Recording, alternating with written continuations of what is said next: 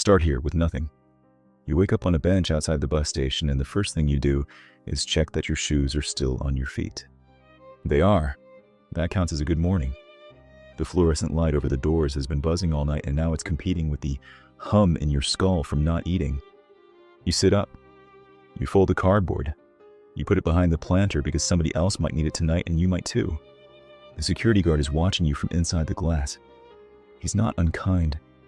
He's just waiting for you to be somewhere else. And the somewhere else is not his problem.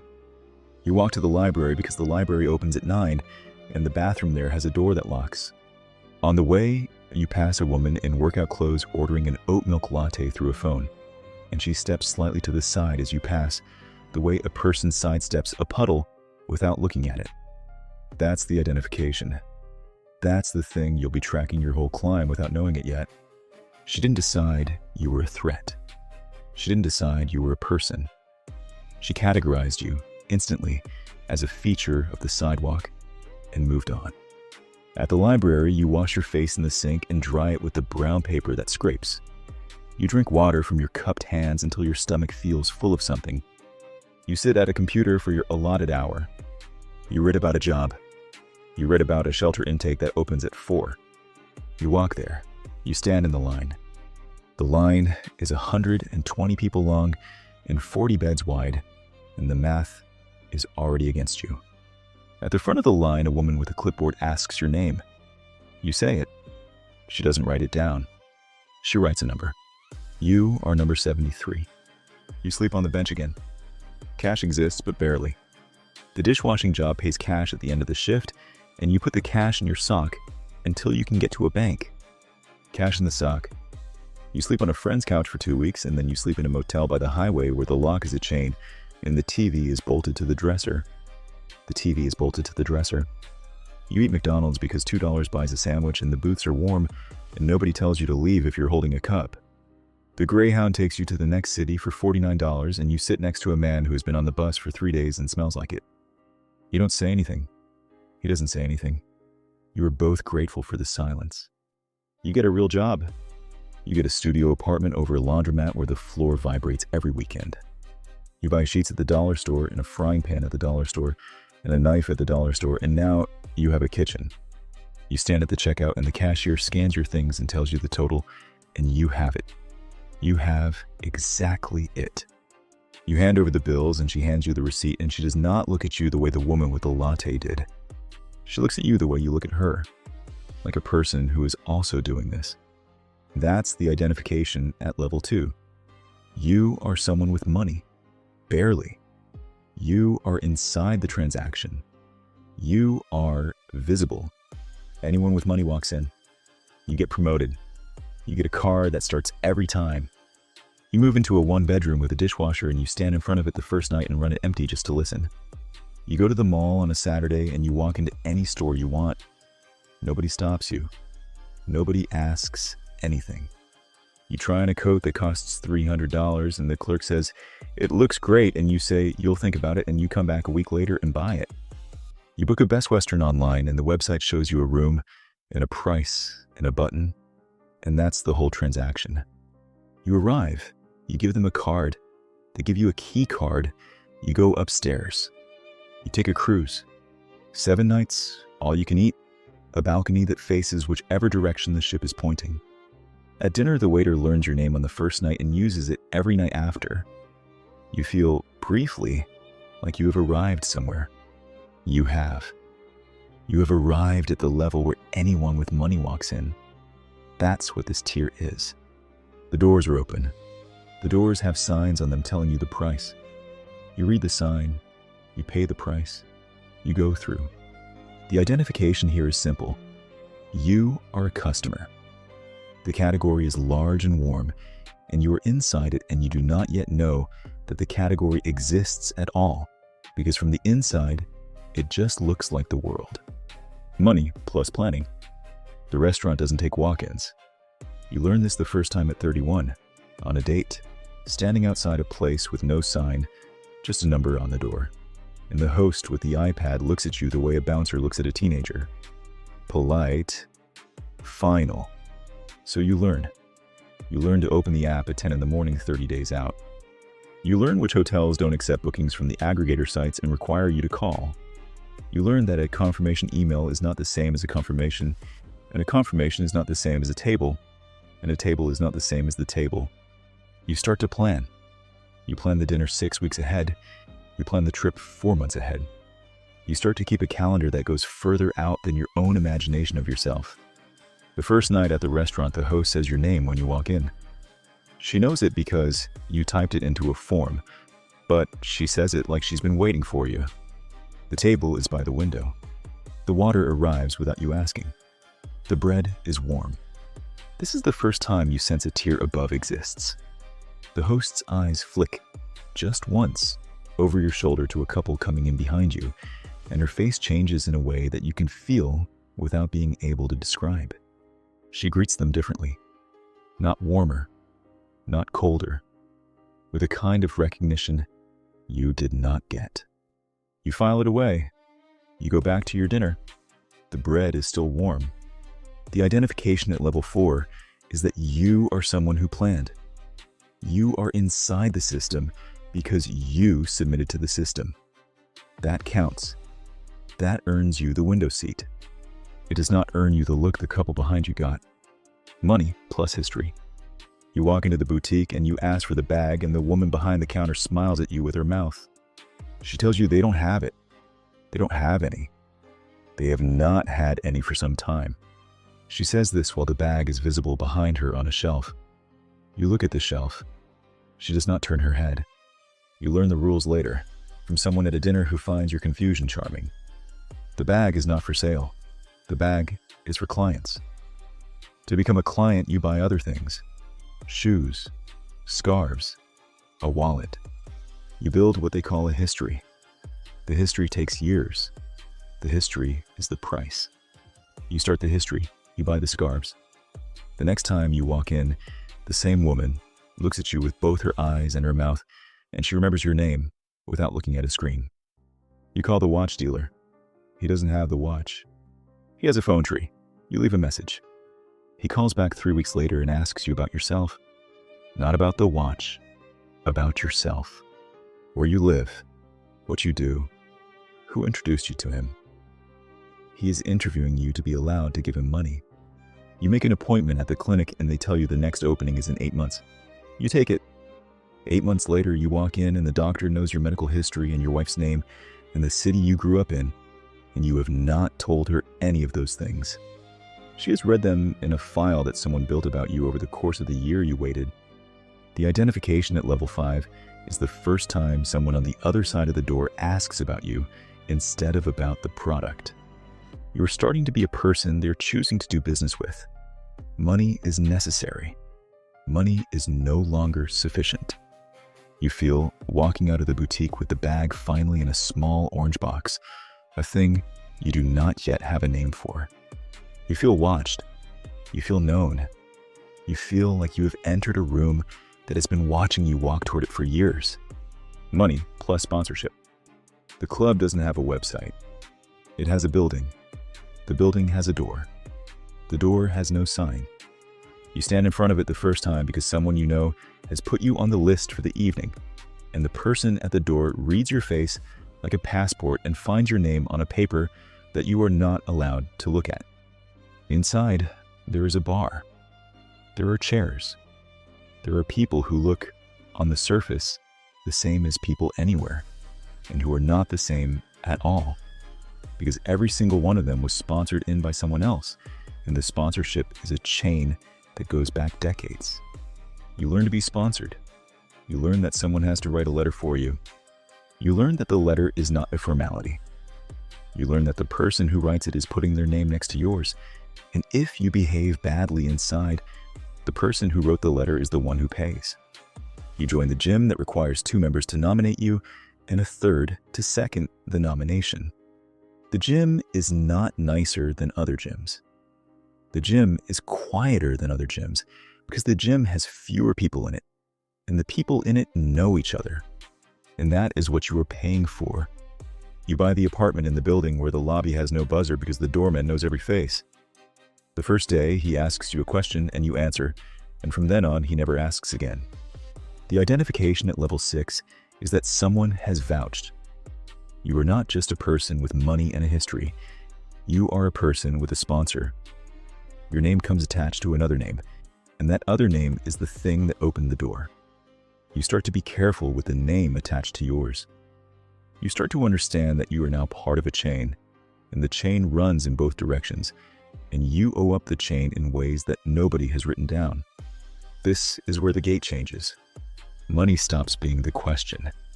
You notice it first with the advisor. You ask 3 people who manages their money, and they all give you the same name, and none of them will introduce you. They like you. They will not introduce you. They say the man is not taking new clients. They say it the way a person says something true and final. A year later, one of them does introduce you over a lunch that he set up without telling you what it was for, and the advisor spends 90 minutes asking about your family and your business and your father and what you intend to leave behind. And at no point does he discuss what he does or what he charges. At the end of the lunch, he says he will think about it. 2 weeks later, he sends an email. The email is 1 line. The line says yes. You go to the doctor. The doctor only takes patients by referral from existing patients. You meet the doctor. The doctor does not have a waiting room. The doctor has an office that looks like a study. The doctor gives you a cell phone number and tells you to call anytime, and means it. You hire the lawyer. The lawyer does not have a website either, but unlike the club, the lawyer does not have a building. The lawyer has a floor of a building that has someone else's name on the door. And you go up in an elevator that requires a code, and the lawyer's assistant has been with him for 31 years and remembers everything that has ever been said to her. This is the inflection. This is the level where you realize, with a slow horror that takes weeks to fully arrive, that no amount of additional money will get you a single thing you do not already have access to. The doors above this one do not open wider for larger wires. The doors above this one do not see the wires at all. The identification at level 7 is that you are the kind of person someone else's client wanted to send. You are inside a network. The network is small. The network knows itself. You did not buy your way in. You were handed in by someone who is now responsible for you in a way that neither of you will discuss out loud. You think briefly about the bench outside the bus station, the cardboard behind the planter. You do not think about it for long. You have a dinner to get to. There is a restaurant above the restaurant. You have eaten at the restaurant. You have eaten at the restaurant for years. You did not know there was a restaurant above the restaurant until a friend, on the way out one night, pressed the button for the elevator that you had always assumed was for staff. Upstairs, there are 6 tables. There is no menu. The chef comes out and asks what you feel like eating.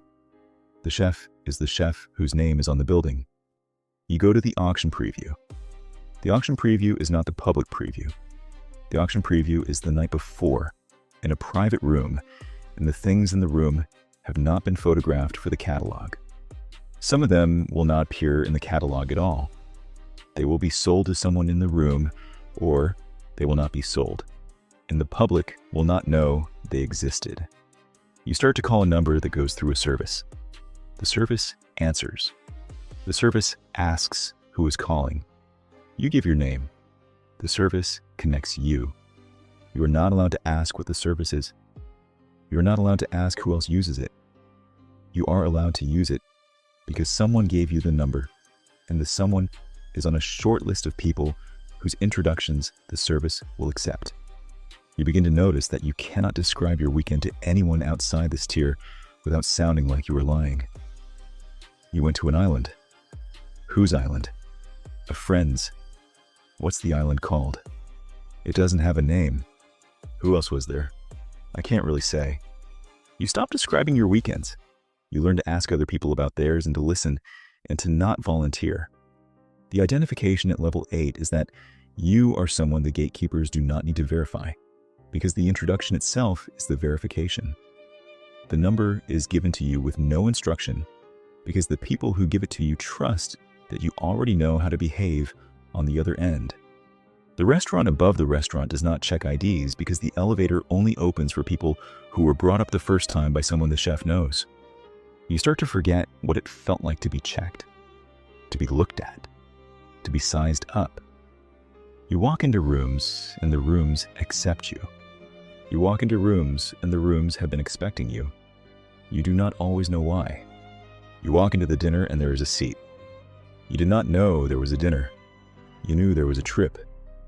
You arrived at the hotel in a city you had business in, and an envelope was at the desk with your name on it. And inside the envelope was an address and a time and nothing else. You went. You wore what the envelope, by its weight and its paper, told you to wear. You arrived at a private home. The door opened before you reached it. A woman whose face you recognized from a magazine took your coat and said your first name without introducing herself because she did not need to. At the table, there are 14 people. You know 6 of them by name and 4 of them by face, and the rest you will learn over the course of dinner. The conversation is not about anything. The conversation is about everything. The host does not raise her voice. The host does not need to. This is the first level where unlimited wealth does not help. You cannot buy your way to this table. You cannot be sponsored to this table. You can be introduced once by someone who is at the table already, and the introduction is the entire transaction. And the introduction either takes or it does not. You meet a man at this dinner who, 6 months later, walks you into a boardroom in a city on the other side of the world without you having a credential or an appointment or a reason. He says your name to the woman at the desk, and the woman says yes, and you go in. Inside the boardroom, there are people deciding something that will be on the front page of the paper in a week. You sit. You listen. Nobody asks who you are. Nobody needs to. The identification at level 9 is that you are someone whose presence is its own credential. The person on the other side of the door does not figure out who you are. They already know. They knew before you arrived. They knew because the person who told them you were coming told them, and the telling was enough. You think in the cab back to the hotel about the woman with the oat milk latte who stepped around you on the sidewalk. You think about her without bitterness. You think about her the way a person thinks about a season that has ended. There is no transaction. You arrive on the island and a man you have never met is at the dock with your name on his lips. He says it like a fact. He carries your bag. You do not pay him. You will never pay him. Money does not pass at this level. Money is a thing that happens elsewhere, to other people, and the absence of it from the surface of your life is one of the markers that you have arrived. A house has been given to you for the week. You did not ask for the house. You did not ask for the week. A friend has arranged it, and the friend has not mentioned it, and you will not mention it back, because at this level, the giving is the whole grammar, and the acknowledgement of the giving would be a vulgarity. A room opens because you are already in it. You walk into a hotel in a country you have never been to, and the manager comes out of a back office and uses your name and walks you to a suite that the public website does not list. You did not book it.